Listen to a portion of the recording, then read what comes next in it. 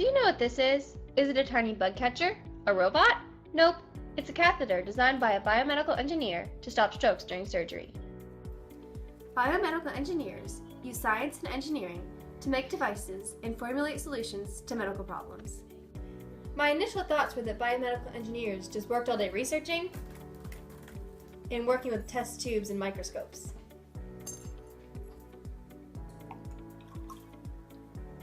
Nothing happened. I interviewed Kevin Perrott from the Buck Institute. He said the pros and cons of being an aging researcher with a focus on cancer is that you are never bored. There is always something new to learn every day. The cons of being a researcher are the long hours and repetitive experiments. Sometimes being a biomedical engineer can be difficult and tiring, but it is also very rewarding because you get to help people. Some people do research and tests. Some people make devices, invent devices, and come up with ideas to solve medical problems. There are many different jobs in the biomedical field. Some skills that are helpful in this field are a background in science, engineering, communication. I got to shadow a biomedical engineer named Dan Pfeiffer at Claret Medical. He designed a catheter that is put into the two main blood vessels that lead to the brain. The catheter catches pieces that could be knocked off of vessels during surgery. It keeps these pieces from going to the brain and causing strokes during surgeries.